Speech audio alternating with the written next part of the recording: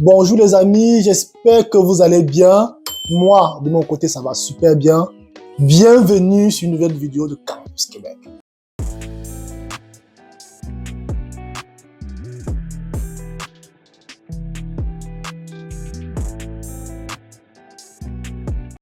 Écoutez les amis, depuis l'annonce du gouvernement concernant les nouvelles règles de l'immigration, on reçoit énormément de messages où on nous pose la question « Brice, est-ce que le Canada c'est toujours une bonne destination pour les études ?»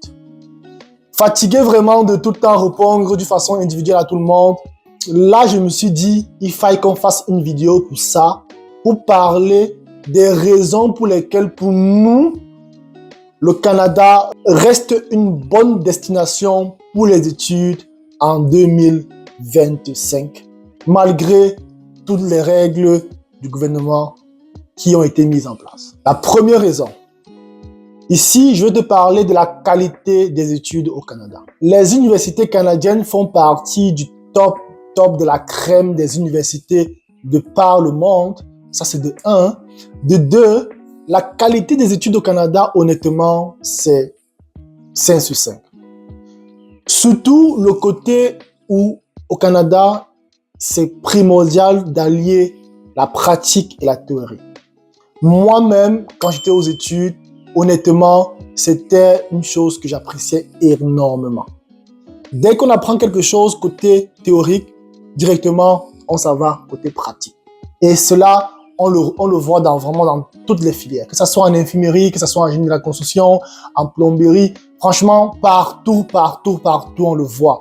Ça, vous savez déjà, à la base, dans le système américain, le côté compétence, c'est la chose la plus importante. Vous pouvez avoir le diplôme que vous voulez, mais tant aussi longtemps que vous n'avez pas les compétences qui suivent avec ce diplôme, ça ne sert à rien. Donc, le Canada, ils ont mis vraiment l'accent sur ce système éducatif-là, sur cette façon d'apprendre les compétences, en fait. Donc, parce que pour eux, au sortir du diplôme, le plus important, ce n'est pas le diplôme, ce sont les compétences qui sont rattachées avec ce diplôme-là.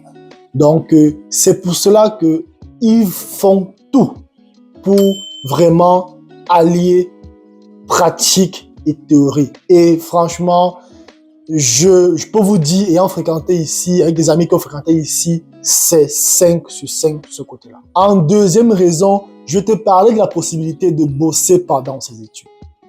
Honnêtement, les amis, la frustration qu'on peut ressentir lorsque on est dans un pays étranger et qu'il est impossible pour nous de travailler pendant nos études. Honnêtement, c'est extrêmement frustrant. Moi, j'ai été dans des pays où c'était impossible de bosser pendant ces études.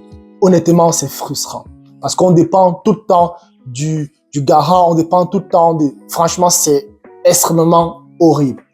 Donc, cette possibilité qu'offre le Canada de bosser 24 heures par semaine pendant ses études, c'est vraiment quelque chose qui est extrêmement intéressant. Oui, certes, comme on l'a dit plusieurs fois dans certaines vidéos, si vous avez une scolarité qui est très élevée, ça sera impossible grâce à ces sous-là de payer votre scolarité. Mais au moins, vous pourriez prendre en charge vos besoins personnels. Si je parle de loyer, si je parle du téléphone, d'Internet, honnêtement, ce sont des éléments c'est un élément autant pour moi qui est extrêmement important parce que ça vous permet de vous sentir bien, ça vous permet de vous sentir vraiment grandir, vous comprenez. Donc, grâce à la possibilité qu'offre le Canada de bosser parallèlement à ses études, ça vous élimine un gros stress. La troisième raison pour laquelle, moi, il est toujours très intéressant de venir au Canada et étudier, c'est le fait que le Canada offre un espace inclusif et multiculturel. Parlons déjà du côté inclusif.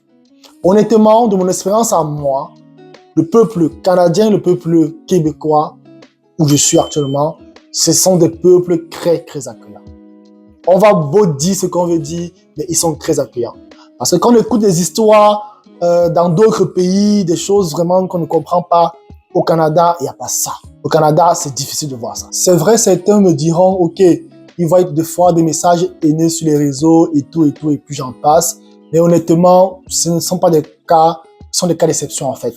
Donc, en règle générale, si vous êtes correct avec le peuple canadien / le peuple québécois, ils seront corrects avec vous. Maintenant, on parlera du côté multiculturel. S'il y a une chose que j'ai beaucoup aimé quand j'étais aux études, c'était le fait d'être en contact avec plusieurs cultures.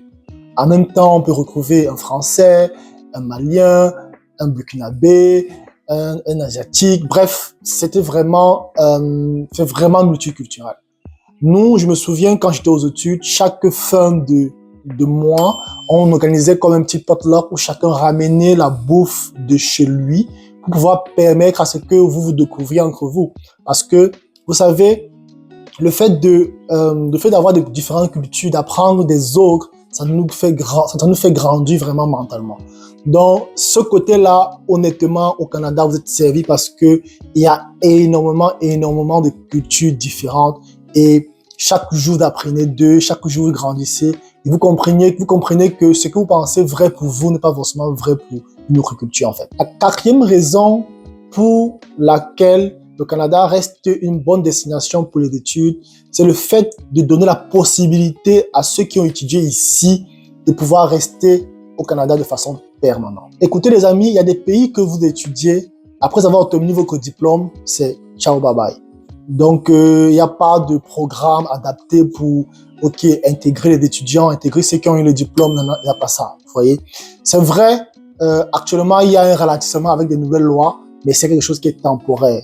Donc, il y a toujours des façons, il y a toujours d'autres provinces qui seront plus flexibles que d'autres. Il suffit juste de savoir s'adapter et puis voilà. Donc, cette possibilité-là, vraiment, c'est quelque chose qui n'est pas donné dans tous les pays, en fait. C'est très important de pouvoir comprendre cela. En cinquième point, je parlerai ici du coût de la vie et du coût des études qui sont relativement abordables. Écoutez les amis, quand on compare le coût de la vie et le coût des études au Canada, par rapport aux États-Unis, par rapport au UK, par rapport en Australie, par exemple, c'est vraiment poignant, en fait. On se rend compte à quel point ces pays-là, ces villes-là sont vraiment très chères par rapport au Canada. Et bien sûr, d'autres me diront, en Europe, c'est encore plus moins cher, dans telle zone, c'est encore plus moins cher. Oui, c'est vrai. Il y a beaucoup d'autres éléments qu'il faut intégrer dans cela. Et il y a le coût de langue, il y a la langue, tant pour moi. Il y a beaucoup de choses, en fait. Donc, les amis, si vous avez encore des doutes pour concrétiser votre projet d'études au Canada, arrêtez d'en avoir.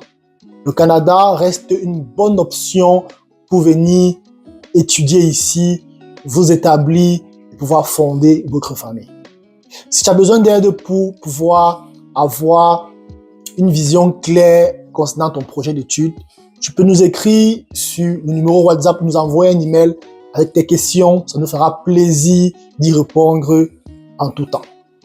Si la vidéo t'a plu, je t'invite à mettre un pouce bleu. Je t'invite à partager, je t'invite à commenter si c'est que tu as d'autres raisons que je pense que j'ai oubliées dans la vidéo. Merci beaucoup d'avoir écouté la vidéo, les amis. Sur ce, ciao!